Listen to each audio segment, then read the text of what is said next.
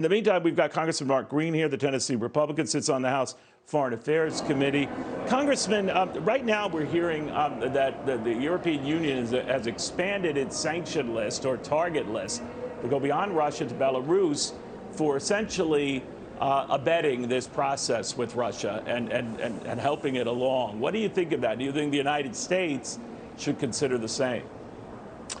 Well, Neil, first, thanks for having me on the show. And I think the important thing with this is, here's the EU leading again, and Biden is following. Yeah, absolutely, we should sanction Belarus.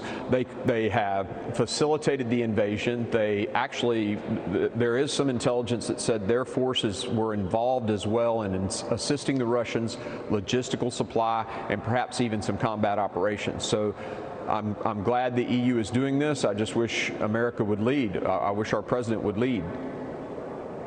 You know, we did have this UN vote, the General Assembly voting to condemn the Russian invasion. What's interesting about that, Congressman, even though it was an overwhelming vote among its members, you can't veto at the General Assembly, but 5 did not go along, not surprisingly, including Russia and China. What do you make of that?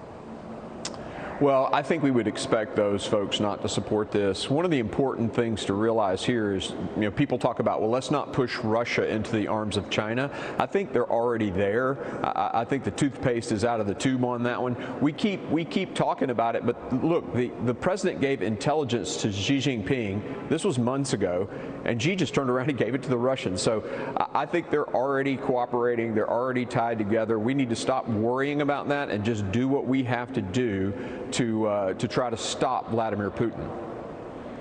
In the meantime, the president in his State of the Union address mentioned that he was opening up the Strategic Petroleum Reserve another 30 million barrels.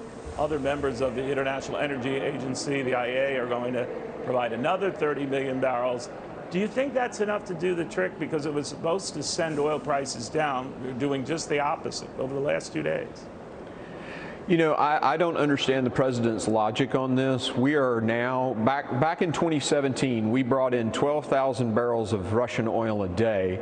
Now it's over 500,000 barrels of Russian oil a day. And the president hasn't stopped that. His sanctions on the banks gives the exception so that they can continue to sell oil.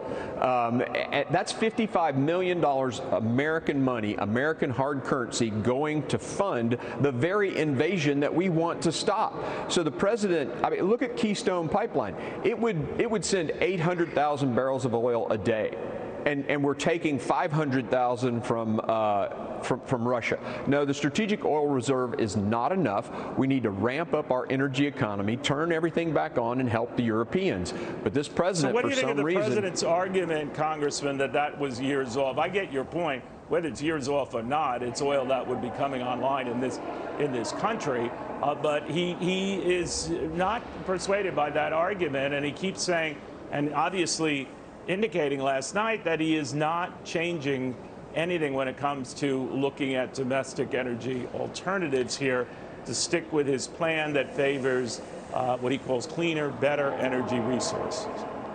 Yeah, he's asking the Saudi Arabians, and as I understand it, they're on planet Earth too, to produce more oil to make up for the supply shortage from the United States. So I don't understand. They're not going to do much of that. I'm glad you mentioned that, because the Saudis have indicated, along with OPEC, they're going to stick to earlier plans to boost production a little bit, but only about 400,000 barrels a day, which is a drop quite literally in the bucket here. So they're not, necessarily heeding our needs here. No, they're absolutely not. And the Strategic Oil Reserve is another just drop in the bucket. What we got to do is stop sending American money to Russia. I mean, they're killing Ukrainians, and we're sending lethal weapon systems to the Ukrainians to fight the Russians, yet we're sending $55 million of American money to Russia every day. You ask a 5-year-old kid if you should give your enemy who's attacking somebody that you're actually engaged in a conflict with $55 million a day, and they're going to say, no, that's stupid. All right, Congressman Mark Green, very good seeing you, sir. I know we pelted you with a lot of questions with all this breaking news.